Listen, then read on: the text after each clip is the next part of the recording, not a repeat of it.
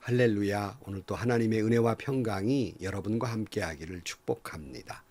우리가 살다 보면 막다른 골목 같은 이제 끝이로구나 하는 때가 있어요. 그럴 때 여러분은 어떻게 하십니까? 많은 사람들은 이런 경우에 하나님을 찾기보다는 자기 생각을 골똘히 합니다. 인간적인 수단과 방법을 골똘히 하게 됩니다. 그래서 자기 생각과 판단을 의지합니다. 그리고 세상을 향해 손을 펼치지요. 도와달라고. 여러분, 우리 신앙인은 그럴 때일수록 내 생각에 매몰되는 것이 아니라 하나님의 말씀으로 돌아가서 하나님의 뜻을 구해야 되고 하나님께 손을 내밀어야 합니다.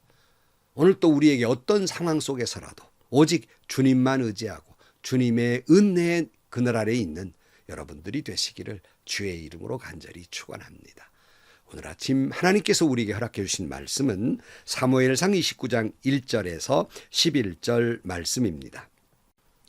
블레셋 사람은 모든 부대를 아벡에 집결시켰고 이스라엘 사람은 이스라엘에 있는 셈가에 진을 쳤다. 블레셋 사람의 지도자들은 수백 명, 수천 명씩 거느리고 나아갔으며 다윗도 부하를 거느리고 그 행렬의 맨 뒤에서 아기스와 함께 나아갔더니 블레셋 사람의 지휘관들이 항의하였다. 이 히브리 사람들이 무엇 때문에 여기에 와 있습니까? 아기스가 블레셋 사람의 지휘관들에게 말하였다. 귀관들도 알다시피 이 사람은 이스라엘 왕 사울의 종이었던 다윗이요. 그가 나와 함께 지낸 지가 이미 한두 해가 지났지만 그가 망명하여 온 날부터 오늘까지 나는 그에게서 아무런 허물도 찾지 못하였소. 그러나 블레셋 족속의 지휘관들은 다윗에게 분노를 터뜨렸다. 블레셋 족속의 지휘관들이 아기스에게 강요하였다. 저 사람을 돌려보내십시오. 임금님께서 그에게 지정하여 준 그곳으로 그를 돌려보내시고 우리와 함께 싸움터에 나아가지 않도록 하여 주십시오. 싸움터에 나아가서 그가 우리의 대적으로 돌변할지도 모르는 일입니다. 그가 무엇을 가지고 자기의 주인과 화해할 수가 있겠습니까? 우리 군인들의 머리를 잘라다 바쳐서 하지 않겠습니까? 그가 바로 이스라엘 백성이 춤을 추면서 사울은 수천 명을 죽이고 다윗은 수만 명을 죽였다 하고 추켜 세우던 그 다윗이 아닙니까? 마침내 아기스가 다윗을 불러 말하였다. 주님께서 확실히 살아계심을 걸고 맹세하지만 장군은 정직하였소. 나에게로 온 날부터 오늘까지 나는 장군에게서 아무런 허물을 찾지 못하였기 때문에 장군이 나와 함께 이 부대에 들어와서 출전하는 것이 좋게 생각하였소. 그런데 저 지휘관들은 장군을 못마땅해 하오. 그런 이제 장군은 블레셋 사람의 지도자들의 눈에 거슬리는 일을 더 이상 하지 말고 평안히 돌아가기를 바라오. 이번에는 다윗이 아기스에게 항의하였다. 내가 잘못한 일이 무엇입니까? 임금님을 섬기기 시작한 날부터 오늘에 이르기까지 임금님께서 말씀하신 대로 종에게서 아무런 허물을 드러나지 않았다면 왜 이 종이 이제 당신의 상전이신 임금님의 원수들과 싸우러 나갈 수가 없습니까? 아기스가 다윗에게 대답하였다. 장군이 정직하다는 것을 나는 잘 아오. 나는 장군을 하나님의 천사처럼 여기오. 그런데 블레셋 사람의 지휘관들이 장군과 함께는 싸움터에 나가지 않겠다고 말하오. 그러니 이제 장군은 장군이 데리고 있는 옛 주인의 종들과 더불어 내일 아침 일찍 일어나시오. 내일 아침에 일찍 일어나서 해가 뜨는 대로 떠나도록 하시오. 그리하여 다윗은 다음날 아침에 일찍 일어나 부하들과 함께 출발하여 블레셋 사람의 땅으로 돌아오고 블레셋 족속은 이스라엘로 올라갔다. 아멘. 다윗이 어린 소년 시절에 이스라엘과 블레셋이 전쟁을 하게 됐는데 이때 사울 왕과 그리고 이스라엘 군사들은 벌벌 떨고 있었습니다. 더군다나 하나님을 모욕하며 야단하던 골리앗 앞에서 어찌할 바를 모르고 있을 때 어린 소년 다윗이 3m 가까운 골리앗 앞으로 나가면서 뭐라고 외쳤습니까? 사무엘상 17장 45절 말씀에 그러자 다윗이 그 블레셋 사람에게 말하였다. 너는 칼을 차고 창을 메고 투창을 들고 나에게로 나왔으나 나는 내가 모욕하는 이스라엘 군대의 하나님 곧 만군의 주님의 이름을 의지하고 너에게로 나왔다 그랬어요. 참 이 신앙인의 외침, 저는 때로는 어려움을 겪을 때마다 이 다윗의 이 외침을 늘 생각하면서 용기가 백배해질 때가 많습니다.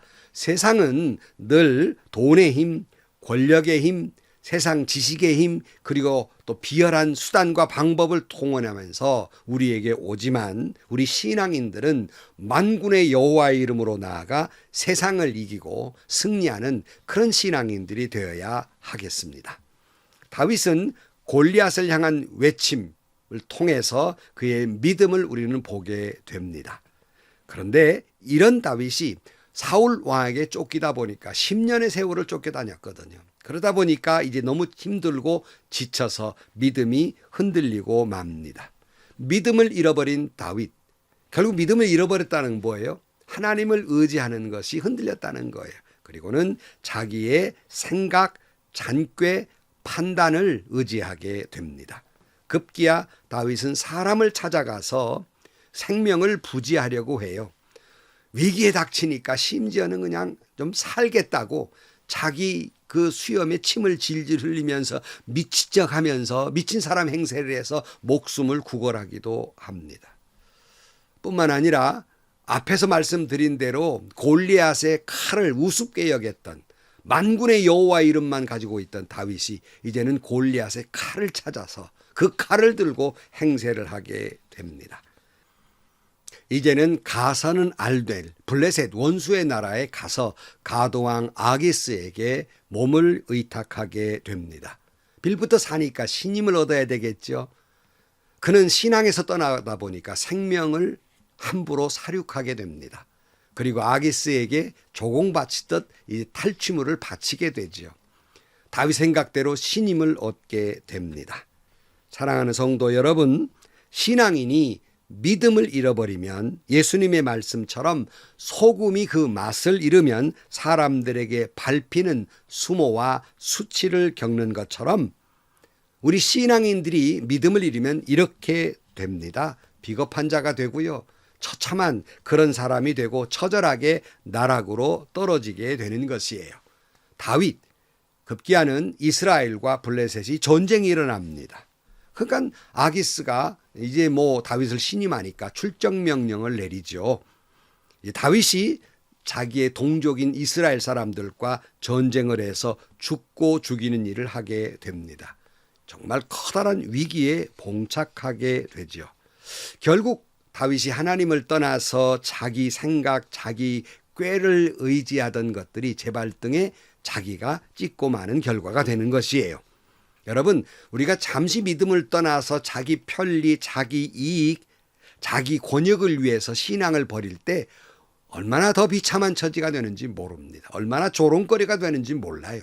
저 사람 예수 믿는 사람 맞아? 그런데 결국 이렇게 됐어? 하는 말을 듣게 된다는 말씀이에요. 오늘 1절 말씀. 블레셋 사람은 모든 부대를 아벡에 집결시켰고 이스라엘 사람은 이스라엘에 있는 셈가에 진을 쳤다. 블레셋 사람의 지도자들은 수백 명, 수천 명씩 거느리고 나아갔으나 다윗도 부하를 거느리고 그 행렬 맨 뒤에서 아기스와 함께 나아갔더니 그랬어요. 여러분, 블레셋이라고 하는 것은 커다란 왕국을 형성한 것이 아니라 5개의 도시국가로 되어 있었습니다. 가사, 가드, 아스글론, 아스돗, 에글론, 이 5 도시국가가 있었고 때마다 대표 왕을 세웠는데 아마 이때는 가드왕 아기스가 대표 왕이 되었던 것 같습니다. 이제 전쟁을 하게 되니까 블레셋 전체의 군인들의 동원령을 내리게 되고 진을 쳤는데 아기스 왕과 함께 다윗도 참전하게 됩니다. 이 블레셋 5 족속의 중간지대에 좀 되는 아벡이라는 곳에 모였습니다. 가드에서 한 50-60km 떨어진 곳에 이제 집결을 하게 되죠. 이스라엘도 맞은편에 집결하게 돼서 이제 블레셋 사람들이 수넴이라는 곳에 진을 치게 됩니다. 양국이 마주보게 됐어요. 아기스는 다윗을 참전시킴으로써 블레셋 군대에 도움이 되리라고 생각해요. 왜냐하면 다윗의 수하에 용맹한 600명의 군사들이 있었거든요. 그러니까 다윗이 함께하면 승리는 나타났다 이렇게 생각을 했던 것 같습니다. 다윗은 요나단과 함께 싸워야 할 입장이 됩니다. 어떻게 요나단과 죽고 죽이는 싸움을 싸울 수 있겠습니까? 그리고 다윗은 사울 왕을 죽일 수 있는 기회가 2번씩이나 있었는데 하나님이 기름 부어 세운 종을 죽일 수 없다고 그렇게 했던 다윗이 아닙니까? 그런데 어떻게 칼을 마저 대할 수가 있겠습니까? 대단히 아마 곤혹스러웠을 거라고 생각을 해요. 근데 마침 블레셋 사람들이 다윗을 보고 깜짝 놀랐습니다. 아니 지금 앞에는 이스라엘 사람들이 있고요. 뒤에는 그 용맹한 이스라엘의 다윗 군대가 있단 말이에요. 아무리 같이 참전했지만은 이게 불안하단 말씀입니다. 그러니까 굉장히 거북했지요. 항의를 하게 됩니다. 3절 말씀. 블레셋 사람의 지휘관들이 항의하였다. 이 히브리 사람이 무엇 때문에 여기 와 있습니까? 아기스가 블레셋 사람의 지휘관들에게 말하였다. 귀관들도 알다시피 이 사람은 이스라엘 왕 사울의 종이었던 다윗이요. 그가 나와 함께 지낸 지 이미 한두 해가 지났지만 그가 망명한 날부터 오늘까지 나는 그에게서 아무런 허물도 찾지 못하였소. 그랬어요. 다윗은 아기스에게 신임을 받고 있었죠. 그러나 블레셋의 지휘관들은 여기에 항변을 하고 항의를 하게 됩니다. 4절 말씀. 그러나 블레셋 족속의 지휘관들은 다윗에게 분노를 터뜨렸다. 블레셋 족속의 지휘관들이 아기스에게 강요하였다. 저 사람을 돌려보내십시오. 임금님께서 그에게 지정하여 준 그곳으로 돌려보내시고 우리와 함께 싸움터에 나아가지 않도록 하여 주십시오. 싸움터에 나가서 그가 우리의 대적으로 돌변할지도 모르는 일입니다. 그가 무엇을 가지고 자기의 주인과 화해할 수가 있겠습니까? 우리 군인들의 머리를 잘라다 바쳐서 하지 않겠습니까? 그랬어요. 당연하죠. 돌변할 수도 있고요. 사울 왕과 화해하려면 우리 목을 잘라다 바칠 수도 있지 않겠습니까? 하고 항변을 하면서 다윗이 어떤 사람입니까? 이스라엘 백성들이 그냥 골리앗을 넘어뜨려 가지고 사울이 죽인 자는 천천히요 다윗 죽인 자는 만만이라고 했던 그 다윗 아닙니까? 이렇게 항변을 하게 되고 아기스는 할 수 없이 이제 다윗을 돌려보내게 돼요. 11절 말씀. 그리하여 다윗은 다음날 아침에 일찍이 일어나 부하들과 함께 출발하여 블레셋 사람의 땅으로 돌아오고 블레셋 족속은 이스라엘로 올라갔다 그랬어요. 자, 우리는 이 이야기를 통해서 이거 우연이다. 지휘관들이 당연히 할 말을 했지 이렇게 보시기도 할 수 있겠습니다. 그러나 저는 이걸 우연으로 보지 않습니다. 다윗이 자기 생각과 자기 꾀에 몰입돼서 아기스에게 몸을 의탁하고 그리고 여러 가지 위기에서 모면은 했다 할지라도 급기야는 그 꾀 때문에 자기 발등을 찍게 되지요. 자기 동족과 싸움을 하게 된단 말이에요. 그래도 하나님은 여전히 다윗과 함께 하셨고 이 모든 정황을 통해서 다윗의 이 위기를 또다시 모면하게 해주셨다는 말씀이에요. 이사야 2장 22절 너희는 사람을 의지하지 말아라. 그의 숨이 코에 달려있으니 수의 샘할 가치가 어디 있느냐 그랬어요. 여러분 내 힘과 내 계획으로 살면 잘 될 것 같지만 이내 불행으로 이어지고 오직 우리는 하나님의 은혜로 살 따름입니다. 하나님의 은혜를 의지하고 모든 것을 맡기고 살면 하나님께서 인도해 주실 것입니다. 잠언 3장 6절 말씀에 내가 하는 모든 일에서 주님을 인정하여라. 그리하면 주님께서 내 가는 길을 곧게 하실 것이다. 스스로 지혜롭다고 여기지 말고 주님을 경외하며 악을 멀리하라. 그러면 이것이 너의 몸에 보약이 되고 상처가 낫고 아픔이 사라질 것이다. 그랬어요. 여러분들에게 오늘 어떤 일들이 있습니까? 다윗처럼 자기 생각, 자기 잔꾀에 매몰되거나 인간적인 방법과 사람을 의지해서는 안 됩니다. 어떤 경우를 당하든지 간에 오직 하나님만 의지하고 오직 주님만 바라보시면 여러분의 생각을 지켜주실 것이고 하나님이 인도해 주실 것입니다. 다시 말씀드리지만 성도 여러분 어떤 위기에 있든지 간에 하나님의 은혜의 날개 아래 있어야만 합니다. 하나님은 반드시 여러분이 가는 길을 인도해 주실 것이고 여러분의 모든 상처와 모든 고통은 사라지게 될 것입니다. 이사야 55장 8절 말씀 나의 생각은 너희 생각과 다르며 너희 길은 나의 길과 다르다. 주님께서 하신 말씀이다. 하늘이 땅보다 높듯이 나의 길은 너희의 길보다 높으며 나의 생각은 너희의 생각보다 높다. 아멘. 기도하시겠습니다. 하나님 다윗은 제 꾀에 넘어져서 자기 동족을 죽이는 위기에 처했을 때 하나님은 여전히 다윗을 사랑하셔서 그 위기를 모면케 하신 줄로 믿습니다. 행여 저희들도 이 땅에 살면서 어려움을 닥쳤다고 하나님을 의지하지 아니하고 인간적인 생각이나 자기 꾀에 빠져 넘어지지 않게 하시고 오직 주님만 바라보고 살아가게 하여 주옵소서. 그리하여 하나님 은혜의 날개 안에 삶으로 말미암아 우리의 가는 길을 주께서 지켜 주옵소서. 예수님의 이름으로 기도하옵나이다. 아멘.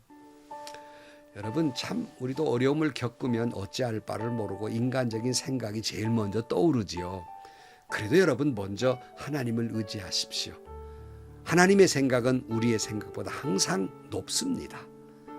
그러므로 여러분, 주님만 의지하면 하나님이 여러분을 지켜주시고 인도해 주실 것입니다.